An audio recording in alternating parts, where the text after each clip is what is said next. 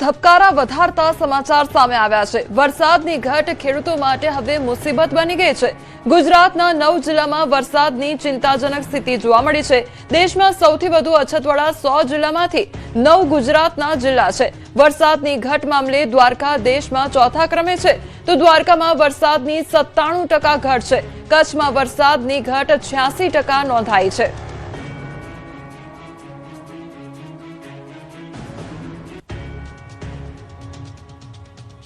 આણંદના ભાલ પ્રદેશમાં વરસાદની અછત, ડાંગર પકવતા ખેડૂતોના જીવ અદ્ધર। આણંદ જિલ્લાના ખંભાતનો ભાલ વિસ્તાર જે ગુજરાતમાં ઉત્તમ ગુણવત્તાની ડાંગર માટે જાણીતો છે, પરંતુ આ વર્ષે વરસાદની અછત અને સિંચાઈના પાણીની તંગીના કારણે અહીંના ડાંગર ઉત્પાદક ખેડૂતો મુશ્કેલીમાં મુકાયા છે। 25 ગામોના ખેડૂતો સામે હવે પાક બચાવવાનો પડકાર ઉભો થયો છે। ડાંગરની વાવણીનો સમય શરૂ થઈ ગયો છે, પરંતુ ખેતરોમાં પૂરતું પાણી ન મળતા ખેડૂતો ચિંતામાં મુકાઈ ગયા છે। ખેડૂતોએ વાવેતર માટે ખેતરોમાં નાખેલું ધરું પણ પાણીના અભાવે બળી રહ્યું છે। પાંદડ, મિતલી, વડગામ, ગુડેલ, રોહણી, તળા તળાવ, દહેડા, નવી આખોલ, જૂની આખોલ, ગોલાણા, લુણેજ અને સોખડા સહિતના ભાલ વિસ્તારના ગામોમાં ખેડૂતો ડાંગરની ખેતી પર નિર્ભર છે, પરંતુ આ વર્ષે ન તો વરસાદની મહેર છે, ન તો કેનાલોમાં સિંચાઈનું પાણી જોવા મળી રહ્યું છે। ખેડૂતોનું કહેવું છે કે જો સમયસર પાણી નહીં મળે તો ડાંગરનો પાક નિષ્ફળ જઈ શકે છે અને તેની સીધી અસર તેમની આર્થિક સ્થિતિ પર પડશે। હાલ ભાલ વિસ્તારના ખેડૂતોની નજર હવે વરસાદ અને સિંચાઈના પાણી તરફ છે। ડાંગરના પાકને બચાવવા માટે તાત્કાલિક પાણીની વ્યવસ્થા કરવામાં આવે તેવી ખેડૂતોની માંગ છે। વરસાદ ખેંચાતા ઘાસચારાના ભાવ બમણા, તો ગૌશાળાની હાલત કફોડી બની છે।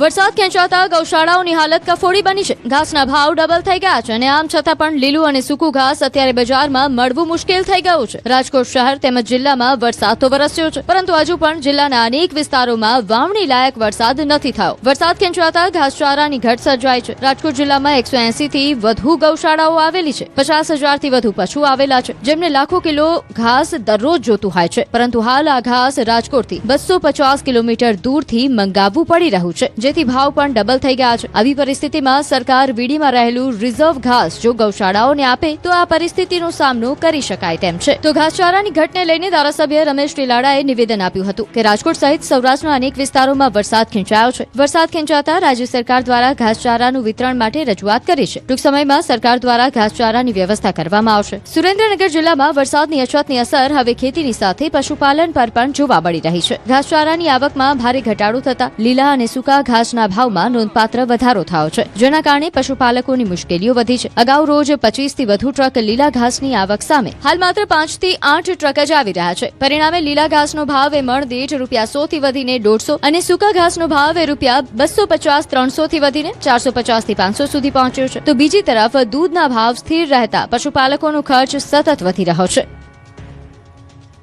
જૂનાગઢમાં વન વિભાગની ઢીલી નીતિનો આરોપ, રજીસ્ટ્રેશન કરવામાં ધાંધ્યા। જૂનાગઢના ગિરનારમાં યાત્રાળુઓની સુરક્ષા માટે ઇન આઉટ ઓનલાઈન રજીસ્ટ્રેશનની જાહેરાત તો થઈ, પરંતુ અમલના પહેલા જ દિવસે વ્યવસ્થાનો ફિયાસ્કો સામે આવ્યો। ન્યૂઝ 18 ગુજરાતીએ આ મુદ્દો ઉઠાવ્યા બાદ આખરે તંત્ર હરકતમાં આવ્યું અને હવે એન્ટ્રી પોઈન્ટ પર રજીસ્ટ્રેશન શરૂ કરવામાં આવ્યું છે।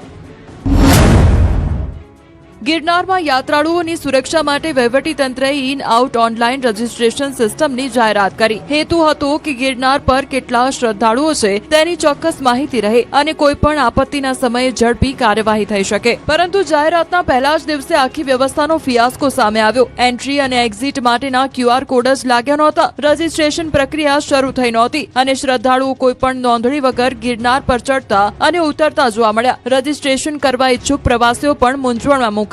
ન્યૂઝ 18 ગુજરાતી આ સમગ્ર મુદ્દો અહેવાલ દ્વારા ઉજાગર કર્યો, ત્યારબાદ તંત્ર સફાળું જાગ્યું। હવે ગિરનાર સીડીના એન્ટ્રી પોઈન્ટ પર પોલીસ જવાનોને રજીસ્ટ્રેશનની જવાબદારી સોંપવામાં આવી છે।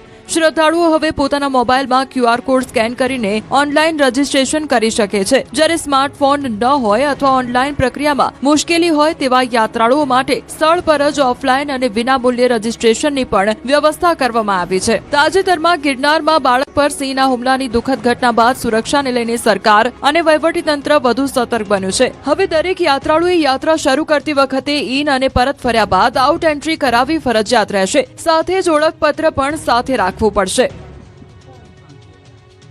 દરિયાકાંઠાના સિંહોનો મુખ્ય શિકાર નીલગાય અને ભૂંડ, અભ્યાસમાં ખુલાસો। દરિયાકાંઠાના વિસ્તારમાં રહેતા સિંહોએ વર્ષો જૂની માન્યતા તોડી છે. દરિયાકાંઠાના સિંહો વિશે એક અભ્યાસ થયો, જેમાં સામે આવ્યું છે કે ગીર જંગલની બહાર રહેતા સિંહો નીલગાય અને જંગલી ભૂંડનો શિકાર કરીને અહીંના ખેડૂતોને ફાયદો કરાવે છે. નીલગાય અને ભૂંડોની વસ્તી પર કુદરતી રીતે નિયંત્રણ રાખીને સિંહો ખેતીના પાકનું નુકસાન ઘટાડે છે અને ખેડૂતોને મદદરૂપ થાય છે. આમ સિંહ ખેડૂતોના ખરા મિત્ર બન્યા છે. સંશોધકોએ અવલોકન કર્યું છે કે ગાય અને ભેંસ સિંહોના ખોરાકનો ભાગ જરૂર છે, પરંતુ તેમાંથી મોટા ભાગના પશુઓ રખડતા ત્યજી દેવાયેલા કે જંગલી બનેલા હોય છે. અગાઉ માન્યતા હતી કે દરિયાકાંઠાના સિંહ પાલતુ પશુઓને જ શિકાર બનાવે છે. સંશોધન કહે છે કે દરિયાકાંઠા વિસ્તારમાં અંદાજે 100 જેટલા સિંહ વસવાટ કરે છે, જે સિંહોના શિકારમાં 64% હિસ્સો વન્યજીવોનો છે. શિકારમાં 31% હિસ્સો પાલતુ પશુઓનો છે, જ્યારે સિંહોનો મુખ્ય શિકાર નીલગાય અને ભૂંડ છે. જૂનાગઢ વન વર્તુળના વન સંરક્ષક અને આ અભ્યાસના સહલેખક મોહન રામે જણાવ્યું કે અમારા અભ્યાસમાં માર્ચ અને એપ્રિલ 2024 દરમિયાન જૂનાગઢ, ગીર સોમનાથ, અમરેલી, ભાવનગર અને પોરબંદરના દરિયાકાંઠાના જિલ્લાઓમાંથી એકત્રિત કરાયેલા સિંહોના મળના 160 નમૂનાઓનું વિશ્લેષણ કરવામાં આવ્યું હતું. આ અભ્યાસમાં જાણવા મળ્યું કે સિંહોના ખોરાકમાં 64% હિસ્સો વન્યજીવો જેવા કે નીલગાય, જંગલી ભૂંડોનો હતો, જ્યારે 31% હિસ્સો પાલતુ પશુઓનો હતો. વર્ષ 2025માં યોજાયેલી 16મી સિંહ વસ્તી ગણતરી મુજબ ગુજરાતમાં અત્યારે 891 એશિયાટિક સિંહો છે. આ સંખ્યા ગુજરાતની વન્યજીવ